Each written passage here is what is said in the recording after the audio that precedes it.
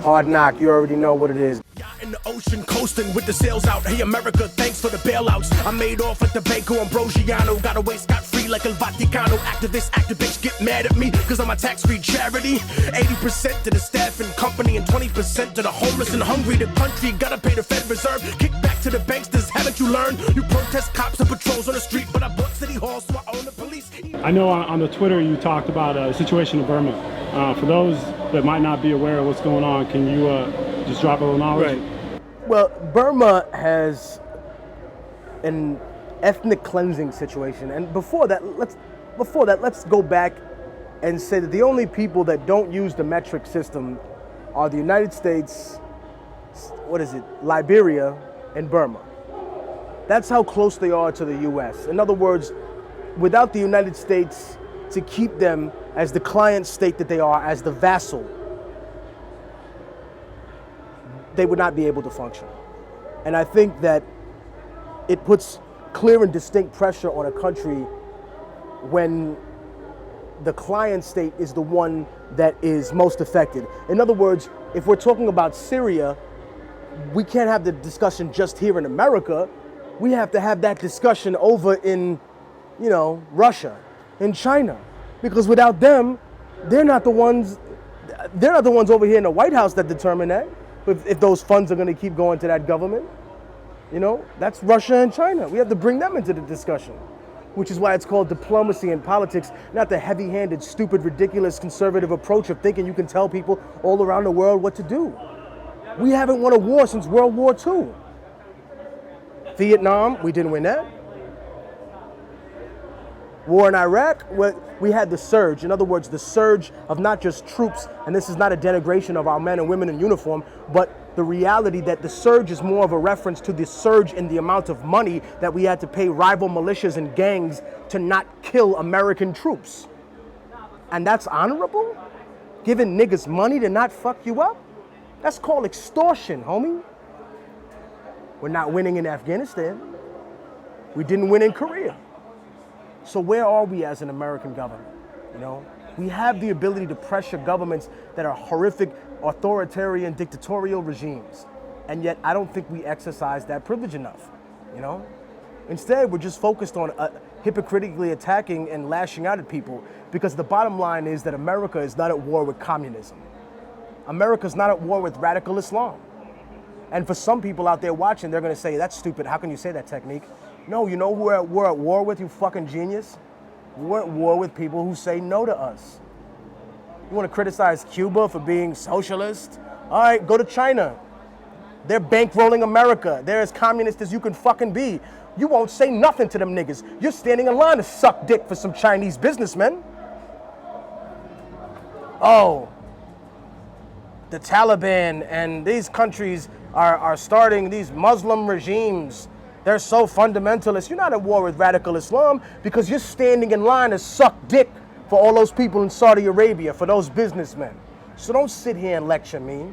Don't look at me like just because I mentioned this that I'm the problem, that I'm the trouble starter. No, I don't believe I have all the answers. The notion that I'm sitting here arrogantly speaking down to the rest of the country is ridiculous. I'm just infuriated that we're at this point in America, and we haven't realized the basic premise of how we can use our power. Now for Burma. Burma is ethnically cleansing Muslim people out of certain parts of the country. Now, there's been a complete media blackout on this. And really, that's half the story too now. The big elephant in the room that people don't want to talk about. I try to make discussions like this available for people, and I'm willing to take the heat for it.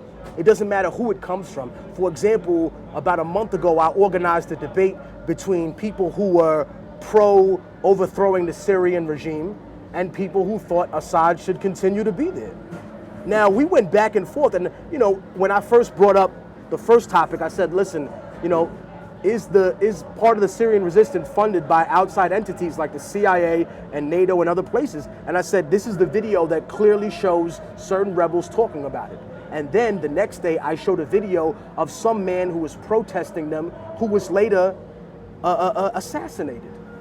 assassinating somebody for protesting, for making a protest song. Both of these things seem absolutely ridiculous and contradictory to the end result of what both sides want.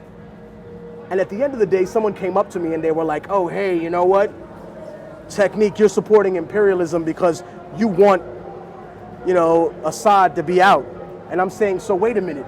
You're going to tell me that because Vladimir Putin supports Assad, that he's an anti-imperialist? No, he's an imperialist. You're just willing to live with that empire. You're telling me because the CIA gave you money that you're not going to have them knocking at your door like, when the revolution's over, you motherfuckers owe me.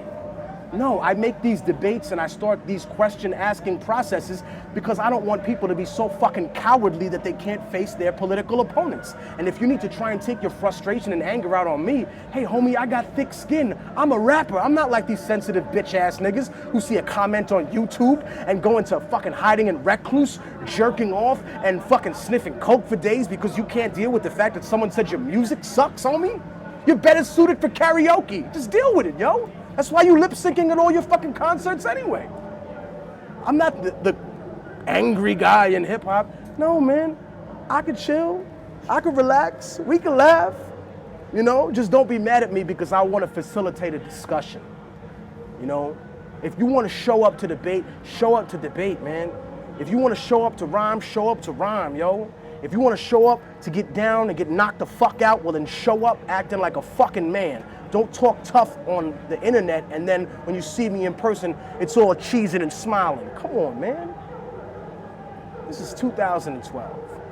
I think we're past that in hip hop, right? The interpretation of American democracy is best exemplified in its foreign policy dichotomy. I live a double life of political philosophy, but revolution follows me to struggle for equality against the morally bankrupt, claiming to be born again. It's a civil war again, like MS-13's origin. Ban ethnic studies, claiming our culture will swallow them, but you can't conquer people and build a country on top of them, and then feel offended that they breathe the same oxygen. Your family values lack the wisdom of Solomon.